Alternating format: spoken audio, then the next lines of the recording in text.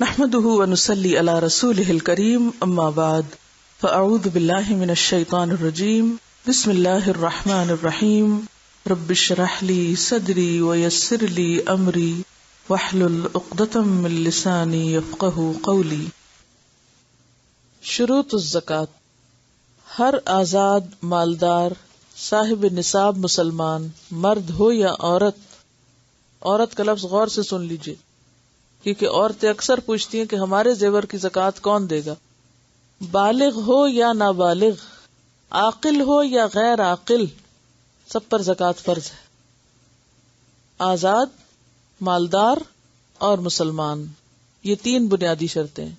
آزاد، مالدار، مسلمان. غیر مسلم پہ زکوٰۃ فرض نہیں.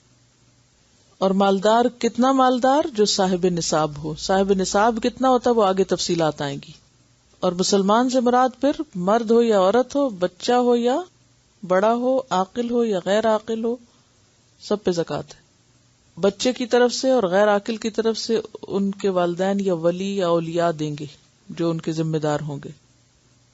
عن ابن عباس رضی اللہ عنہما ان النبی صلی اللہ علیہ وسلم بعث معاذا رضی اللہ عنہ الى الیمن فقال ادعوهم الى شہادت ان لا الہ الا اللہ وانی رسول اللہ فانہم اطاعوا لذلك فاعلمهم ان اللہ قد افترض علیہم 5 صلوات فی کل یوم ولیلۃ فانہم اطاعوا لذلك فاعلمهم ان اللہ افترض علیہم صدقۃ فی اموالہم تؤخذ من اغنیائہم وترد علی فقرائہم. رواہ البخاری. حضرت عبداللہ بن عباس رضی اللہ عنہ سے روایت ہے کہ نبی صلی اللہ علیہ وسلم نے حضرت معاذ بن جبل رضی اللہ عنہ کو یمن کی طرف بھیجا تو آپ نے فرمایا، لوگوں کو پہلے اس بات کی دعوت دو کہ وہ گواہی دیں اللہ تعالیٰ کے سوا کوئی معبود نہیں اور میں اللہ تعالیٰ کا رسول ہوں. اگر وہ یہ تسلیم کر لیں تو پھر انہیں بتاؤ کہ ہر دن اور رات میں اللہ تعالیٰ نے ان پر 5 نمازیں فرض کی ہیں. اگر یہ بھی مان لیں تو پھر انہیں بتاؤ کہ اللہ تعالیٰ نے ان پر ان کے مالوں میں صدقہ یعنی زکوٰۃ فرض کیا ہے جو کہ ان کے اغنیاء سے لیا جائے گا اور انہی کے فقراء کو دیا جائے گا. اسے بخاری نے روایت کیا ہے. تو اس حدیث سے کئی باتیں پتہ چل رہی ہیں. پہلی بات تو یہ کہ اسلام کی دعوت اور دین کی تعلیم کا کام سٹیپ بائی سٹیپ ہونا چاہیے. سب کچھ اکٹھا نہیں شروع کر دینا چاہیے. پہلے ایمان مضبوط ہو، پھر نماز کی پابندی اور پھر اس کے بعد زکوٰۃ. پھر آپ دیکھیں نا کیا فرماتے، اگر یہ مان لیں تو پھر یہ بتانا، یہ مان لیں تو پھر یہ بتانا. اگر کسی نے پہلا ہی کام نہ کیا اور اگلا اس پہ پڑ جائے تو وہ سب کچھ اکٹھے نہیں کر سکتا. تدریج اور گریجولی کام کرنے کی ضرورت ہے. ایک اور بات جو پتہ چل رہی ہے وہ یہ ہے کہ زکوٰۃ فرض ہے، اور ایک اور بات یہ کہ زکوٰۃ اغنیاء پر ہے، مالداروں پر ہے، اور اس کے حقدار بھی پھر مسلمان فقراء ہیں.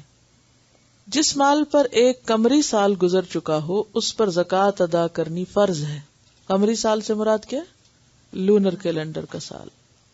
عن ابن عمر رضی اللہ عنہ قال قال رسول اللہ صلی اللہ علیہ وسلم من استفاد مالا فلا زکاة علیہ حتی یحول علیہ الحول عند ربہ.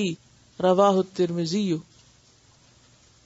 حضرت عبداللہ بن عمر رضی اللہ عنہ کہتے ہیں کہ جو مال حاصل ہونے کے بعد اپنے مالک کے پاس، عند ربی سے مراد اللہ تعالیٰ نہیں ہے، مال کا مالک ہے، اپنے مالک کے پاس سال تک پڑا رہے، اس پر زکوٰۃ فرض ہے.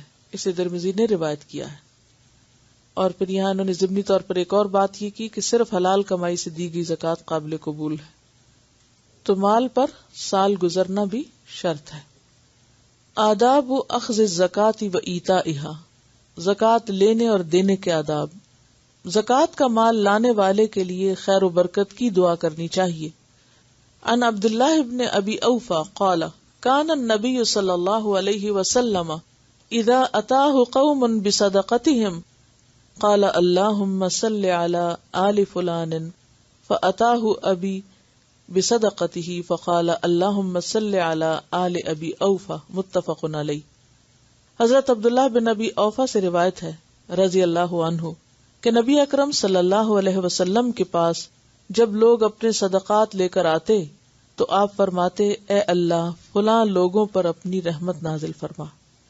جب میرا باپ اپنا صدقہ لے کر آیا تو فرمایا اے اللہ آل ابی اوفا پر رحمت نازل فرما. اسے بخاری اور مسلم نے روایت کیا ہے. صرف اس شخص کو کیوں نہیں دعا دی, اس کی آل کو بھی ساتھ کیوں شامل کیا؟ ہوتا یہ ہے کہ مال سے انسان صرف خود نہیں اس کی اولاد اور آل بھی فائدہ اٹھاتی. تو جب وہ مال کسی اور کے پاس چلا جاتا ہے تو گویا صرف اس شخص کے اپنے نہیں بلکہ آل اولاد کے حق سے بھی گئی چیز گئی. تو اس لیے پھر دعا بھی جب ملے تو سب کو ملے. زکوٰۃ دینے والا اپنی مرضی سے زیادہ زکوٰۃ ادا کرے تو اس کے لیے بہت زیادہ ثواب ہے. عن ابی بن کعب قال بعثني النبي صلى الله عليه وسلم مصدقا فمررت برجل فلما جمع لي ماله لم اجد عليه فيه الا ابنة مخاض فقلت له ادي ابنة مخاض فانها صدقتك فقال ذاك ما لا لبن فيه ولا زهر ولكن هذه ناقة فتية عزيمة سمينة فخذها فقلت له ما انا باخذ ما لم اؤمر به وهذا رسول الله صلى الله عليه وسلم منك قريب فإن أحببت أن تأتيه فتعرض عليه ما أرست علي فافعل فإن قبله منك قبلته وإن رده عليك رددته قال فإني فاعل فخرج معي وخرج بالناقة التي عرض علي حتى قدمنا على رسول الله صلى الله عليه وسلم فقال له يا نبي الله أتاني رسولك ليأخذ مني صدقة مالي ويم الله ما قام في مالي رسول الله صلى الله عليه وسلم ولا رسوله قط قبله فجمعت له مالي فزعم أن ما علي فيه ابنة مخاض وذلك ما لا لبن فيه ولا زهر وقد أرست عليه ناقة فتية عزيمة ليأخذها فأبى علي وها يده قد جئتك بها يا رسول الله خذها فقال له رسول الله صلى الله عليه وسلم ذاك الذي عليك فإن تطوعت بخير آجرك الله فيه وقبلناه منك قال فها هي ذه يا رسول الله قد جئتك بها فخذها قال فأمر رسول الله صلى الله عليه وسلم بقبضها ودعا له في ماله بالبركة رواه ابو داود. حضرت ابی بن کعب رضی اللہ عنہ کہتے ہیں کہ مجھے نبی اکرم صلی اللہ علیہ وسلم نے صدقہ وصول کرنے کے لیے بھیجا, یعنی کلیکٹ کرنے کے لیے. میں ایک آدمی کے پاس پہنچا, اس نے میرے سامنے اپنا مال پیش کر دیا. وہ مال بس اتنا ہی تھا کہ اس شخص کو 1 سال کی اونٹنی ادا کرنا تھی. یعنی اونٹوں میں جب زکوٰۃ لگتی ہے تو اس کے مطابق اس کی زکوٰۃ صرف 1 سالہ اونٹنی بنتی تھی. میں نے اس سے کہا کہ 1 سال کی بچی دے دو. اس نے کہا وہ نہ دودھ دینے والی ہے اور نہ سواری کے قابل, لہذا یہ میری اونٹنی ہے, جوان اور موٹی تازی, یہ لے لو. میں نے کہا میں تو نبی اکرم صلی اللہ علیہ وسلم کے حکم کے بغیر اسے نہیں لے سکتا. ہاں البتہ نبی اکرم صلی اللہ علیہ وسلم تمہارے قریب ہی مدینہ میں تشریف فرمائے, اگر تم پسند کرو تو ان کی خدمت میں اپنی اونٹنی پیش کر دو جو میرے سامنے پیش کیے. اگر آپ نے تجھ سے قبول فرما لی تو میں بھی اسے قبول کر لوں گا, لیکن اگر آپ نے قبول نہ فرمائی تو میں بھی قبول نہیں کروں گا. لہٰذا وہ تیار ہو گیا, میرے ساتھ روانہ ہوا, اونٹنی بھی ساتھ لے لی. ہم جب نبی اکرم صلی اللہ علیہ وسلم کی خدمت میں حاضر ہوئے تو اس نے کہا اے اللہ کے نبی صلی اللہ علیہ وسلم, آپ کا تحصیلدار میرے پاس صدقہ وصول کرنے آیا, اور اللہ کی قسم یہ پہلا موقع ہے کہ آپ کا قاصد میرے پاس صدقے کے لیے آیا. میں نے اپنا مال ان کے سامنے پیش کیا تو انہوں نے کہا کہ 1 سال کی بچی دے دو, حالانکہ نہ وہ دودھ دے سکتی ہے اور نہ ہی وہ سواری کے قابل ہے. میں نے کہا یہ اونٹنی جوان موٹی تازی ہے, یہ لے لو, لیکن انہوں نے انکار کر دیا. اب میں اسے یعنی اونٹنی کو لے کر آپ کی خدمت میں حاضر ہوں کہ اسے لے لیجئے. آپ نے فرمایا تم پر واجب تو اتنا ہی تھا, لیکن اگر خوشی سے نیکی کرو گے تو اللہ تمہیں اس کا اجر دے گا اور ہم اس کو قبول کر لیں گے. اس نے کہا یہ اونٹنی موجود ہے, اسے لے لیجئے. چنانچہ آپ نے اسے لینے کا حکم فرمایا اور اس کے مال میں برکت کی دعا کی. اسے ابو داؤد نے روایت کیا. یعنی بعض اوقات ایسا ہوتا نا کہ جیسے آپ کو زیور کی زکوٰۃ نکالنی اور اس میں سے آپ زیور ہی نکال رہے ہیں.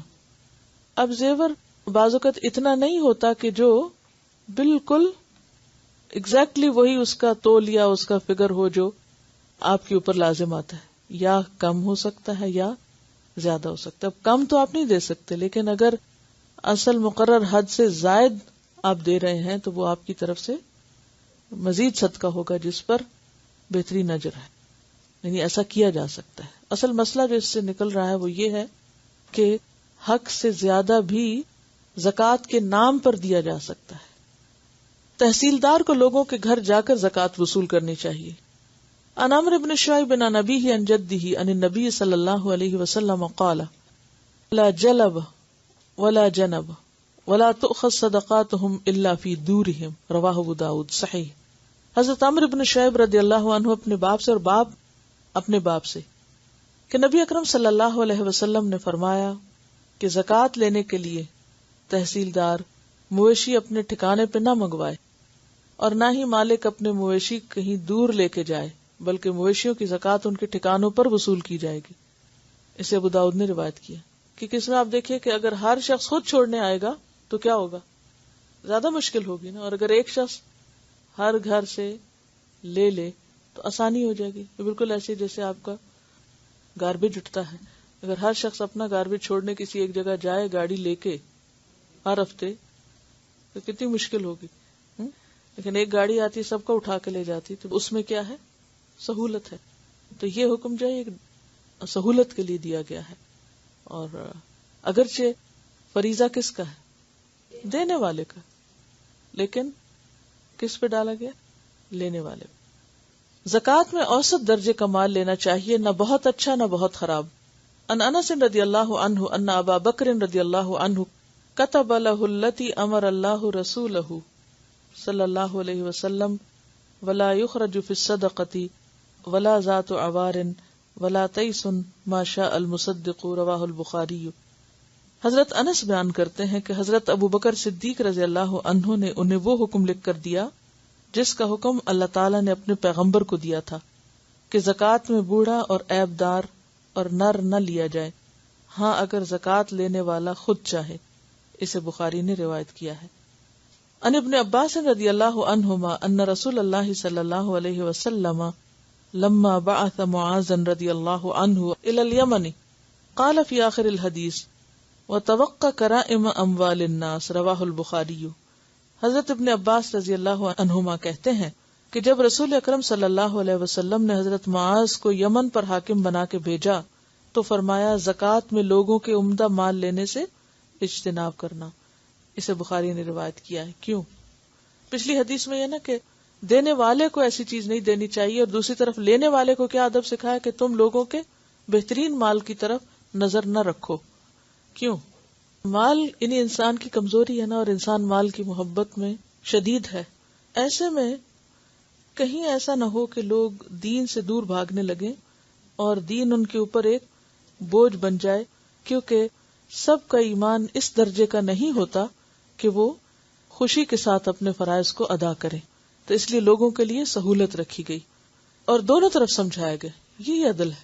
دینے والے کو سمجھایا کہ وہ خراب چیز نہ دے، اور لینے والے کو کیا سمجھایا کہ وہ اچھی کا مطالبہ نہ کرے، الا یہ کہ کوئی خود دے. زکوٰۃ سے بچنے کے لیے ہیلا سازی کرنا منع ہے. زکوٰۃ دیتے وقت اگر مال علیحدہ علیحدہ ہو تو انہیں جمع نہ کیا جائے، اور اگر مال مشترک ہو تو انہیں الگ الگ نہ کیا جائے. ان انس رضی اللہ عنہ ان ابا بکر رضی اللہ عنہ کتب له التي فرض رسول اللہ ولا يجمع بین متفرق ولا يفرق بین مجتمع خشیۃ الصدقة رواہ البخاری. حضرت انس رضی اللہ عنہ نے روایت کیا ہے کہ حضرت ابو بکر صدیق رضی اللہ عنہ نے ان کے لیے فرض زکوٰۃ کا حکم لکھ کر دیا جو نبی اکرم صلی اللہ علیہ وسلم نے مقرر کی تھی. اس میں یہ بھی تھا کہ زکوٰۃ کے ڈر سے جدا جدا مال کو ایک جا اور یکجا مال کو زکوٰۃ کے ڈر سے علیحدہ علیحدہ نہ کیا جائے. اسے بخاری نے روایت کیا ہے. مال اکٹھا کرنے کی مثال یہ ہے کہ اگر 3 آدمیوں کے پاس الگ الگ 40 بکریاں ہوں تو سب کو ایک ایک بکری زکوٰۃ ادا کرنی ہوگی. لیکن اگر تینوں آدمی اپنی بکریاں اکٹھی کر دیں تو صرف ایک بکری ادا کرنی پڑے گی. مال الگ الگ کرنے کی مثال یہ ہے کہ اگر 2 آدمیوں کے مشترکہ مال میں 240 بکریاں ہوں تو ان پر 3 بکریاں زکوٰۃ ہوگی، لیکن اگر وہ اپنی اپنی 120 بکریاں الگ کر لیں تو دونوں کو 1 بکری دینی پڑے گی. ایسی سب صورتیں منع ہیں، کیونکہ فکر کا فرق ہو جاتا ہے نا، تو اس فرق سے پھر زکوٰۃ پر فرق پڑتا ہے، کم یا زیادہ ہوتی ہے. تو مثلا 2 بھائی ہیں اور ان کے پاس اگر الگ الگ کوئی چیز ہے تو وہ زکوٰۃ کے لیے اگر اکٹھی کر دیں کہ صرف زکوٰۃ کی خاطر، ویسے نہیں. یا یہ کہ اکٹھا کہیں سانجھا کوئی کاروبار ہے اور اس میں وہ زکوٰۃ کی خاطر اس کو الگ کریں کہ میں اپنی دے دیتا ہوں تم اپنی دے دو، اور نیت اور مقصد پیچھے کیا ہو کہ کم ہو جائے، تو یہ نیت درست نہیں، کیونکہ انما الاعمال بالنیات، یعنی اس وقت یہ نہیں دیکھا جائے گا کہ دیا کیا، بلکہ یہ دیکھا جائے گا کہ کس نیت سے دیا. مشترک کاروبار میں حصہ داران کو اپنے اپنے حصے کی نسبت سے زکوٰۃ ادا کرنی چاہیے. یعنی مشترک کاروبار ہو اگر کسی کا تو اس میں جتنے بھی حصہ داران ہیں ان کو اپنے اپنے حصے کی نسبت سے زکوٰۃ دینی چاہیے.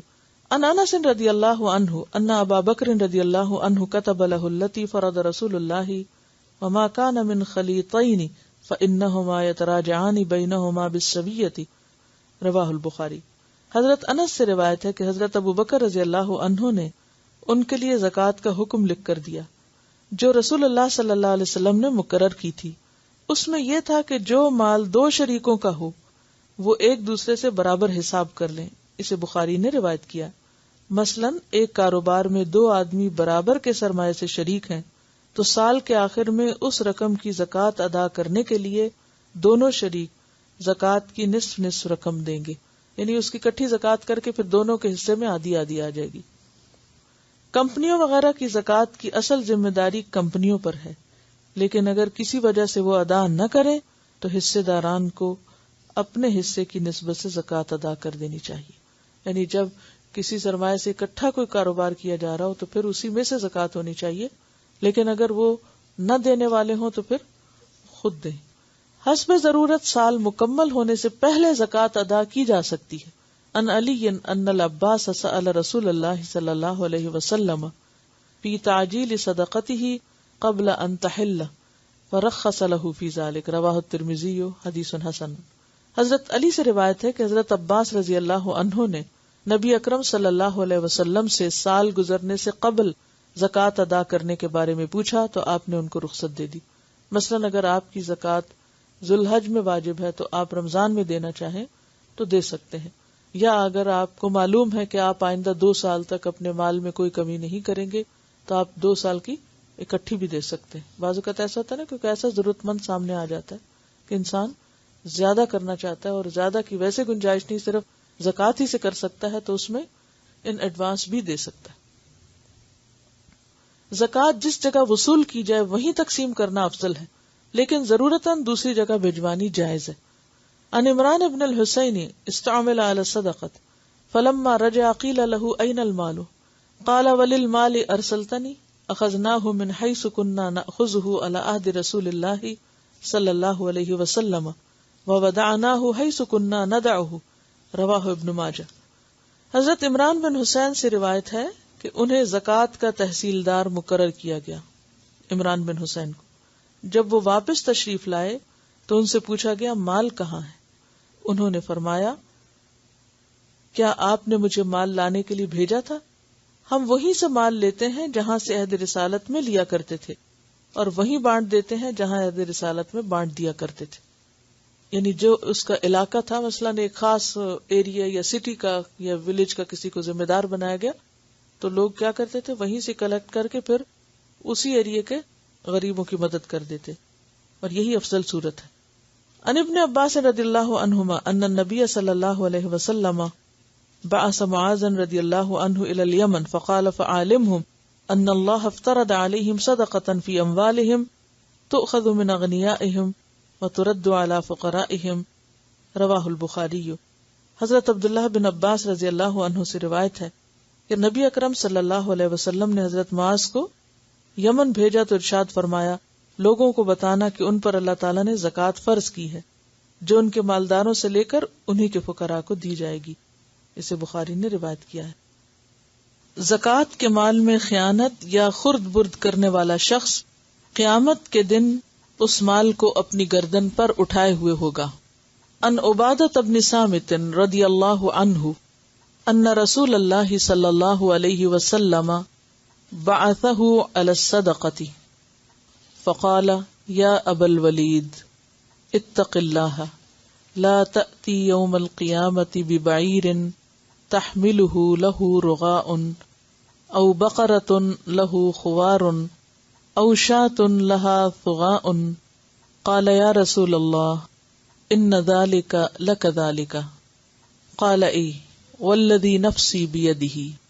قال فوالذی بعثک بالحق لا اعمل لک علی شیء ابدا. رواہ الطبرانی. حضرت عبادہ بن صامت رضی اللہ عنہ سے روایت ہے کہ نبی اکرم صلی اللہ علیہ وسلم نے انہیں زکوٰۃ وصول کرنے کے لیے مقرر کیا. کس کو؟ عبادہ بن صامت کو. اور فرمایا اے ابو ولید. یہ کیا ہے ابو ولید؟ کنیت ہے. عربوں میں نام کے علاوہ کنیت اور نسبت وغیرہ بھی ہوتی تھی. نسبت کس قبیلے سے ہے؟ مثلا قرشی ہے یا خزاعی ہے یا کچھ اور ابو الولید تو عورتیں بھی اپنی کنیت رکھتی تھیں اور وہ عموماً سے ام ہانی جیسے. ابو ولید مال زکوٰۃ کے بارے میں اللہ تعالی سے ڈرتے رہنا، یہ بڑی اہم حدیث ہے. مال زکوٰۃ کے بارے میں اللہ تعالی سے ڈرتے رہنا، قیامت کے روز اس حال میں نہ آنا کہ تم اپنے کندھوں پر اونٹ اٹھائے ہوئے آؤ جو بل بلا رہا ہو، یا اپنے کندھوں پہ چوری کی ہوئی گائے اٹھائی ہوئی ہو. یعنی زکوٰۃ کے مال میں سے اگر زکوٰۃ کلیکٹر کچھ بھی نکالتا ہے، کچھ بھی ذاتی مال کے طور پر اس کو استعمال کرتا ہے تو یہ اس کا حال ہے. گائے اٹھائی ہوئی ہو جو ڈکار رہی ہو یعنی شور مچا رہی ہو، یا بکری اٹھا رکھی ہو جو ممیا رہی ہو، میں کرنا، اور تم مجھے سفارش کے لیے کہو کہ یا رسول اللہ صلی اللہ علیہ وسلم آپ ہماری مدد فرمائیں کیونکہ ہم ان کی شور کی وجہ سے پریشان ہیں. اور ایک شور اور ایک کندھوں پہ اٹھانا، آپ دیکھیں کہ ایک بکری اٹھانا کندھے پہ آسان کام ہے، یا گائے اٹھانا یا اونٹ اٹھانا. حضرت عبادہ بن صامت رضی اللہ عنہ نے عرض کیا یا رسول اللہ صلی اللہ علیہ وسلم کیا مال زکوٰۃ میں خرد برد کا یہ انجام ہوگا؟ یعنی اتنی سخت بات ہے. آپ صلی اللہ علیہ وسلم نے فرمایا ہاں، قسم ہے اس ذات کی جس کے ہاتھ میں میری جان ہے، یہی انجام ہوگا. حضرت عبادہ بن صامت رضی اللہ عنہ نے عرض کیا اس ذات کی قسم جس نے آپ کو حق کے ساتھ بھیجا، میں آپ کے لیے کبھی بھی عامل کا کام نہیں کروں گا. یعنی اتنا ڈرے کہ انہوں نے اس کام کے کرنے سے ہی انکار کر دیا کہ میں اس کو ہاتھ نہیں لگاؤں گا، کہ شاید میں اس ذمہ داری کو پورا نہ کر سکوں اور کہیں کوئی کمی بیشی ہو جائے تو قیامت کے دن اتنی سخت پکڑ ہو. اسے طبرانی نے روایت کیا ہے. لیکن آپ دیکھیں کہ آج مسلمانوں کے اندر فنڈز کی کتنی مس ہینڈلنگ ہوتی ہے، مس اپروپریشن، اور کتنا مس یوز ہوتا ہے بعض اوقات. مسلمان ملکوں کے اندر یہ چیز بہت عام ہو گئی ہے، یعنی خیانت. ان سعد ابن عبادہ رضی اللہ عنہ ان رسول اللہ صلی اللہ علیہ وسلم قال له قم على صدقة بني فلان وانظر ان تأتي يوم القيامة ببكر تحمله على عاتقك او كاهلك له رغاء يوم القيامة.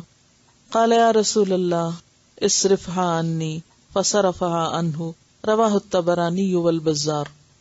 حضرت سعد بن عبادہ رضی اللہ عنہ سے روایت ہے کہ رسول اللہ صلی اللہ علیہ وسلم نے انہیں فرمایا جاؤ فلاں قبیلے کی زکوٰۃ اکٹھی کر کے لاؤ.